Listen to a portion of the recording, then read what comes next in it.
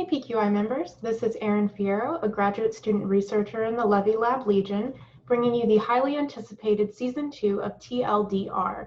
What up? Okay, let's get to the news. We still have plenty of summer left to go. Be sure to check out PQI events for our remote seminar series schedule and add these talks to your calendar if you have not already. We had a great session on quantum chemistry last week.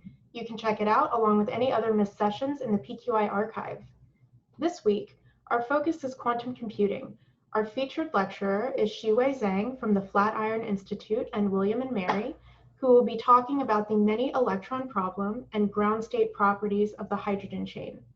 He will be accompanied by Yang Wang from Pittsburgh Supercomputing Center. Please join us tomorrow at 3:30 p.m. to watch live.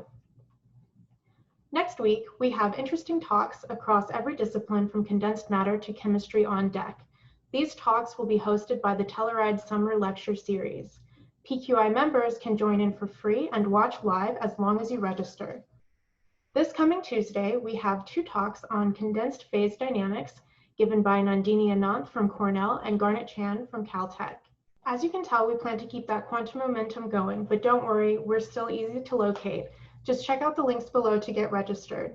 This week's PQI paper highlight is an accepted manuscript by Andrew Daly and collaborators in the New Journal of Physics. The paper offers new insights on entanglement effects between impurities and majority species in a bosonic optical lattice. The group proposes a method of probing such a system by observing either species and comparing momentum distribution as a function of interaction strength, with the entanglement measured using interference techniques. Next steps for this work are further study and understanding of impurity effects on the system and probing non-Markovian dynamics.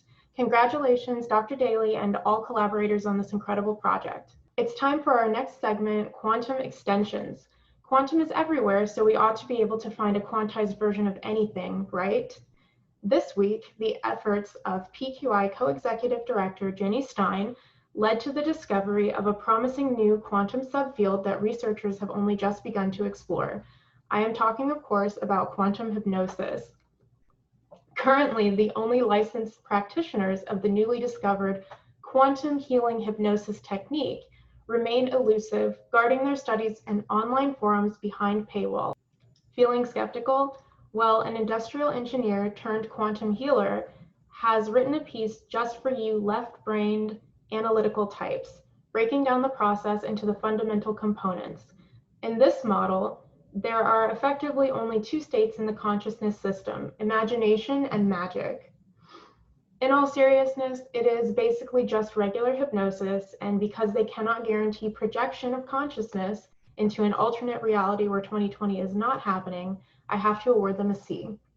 So maybe we can't find a quantized version of everything out in the wild.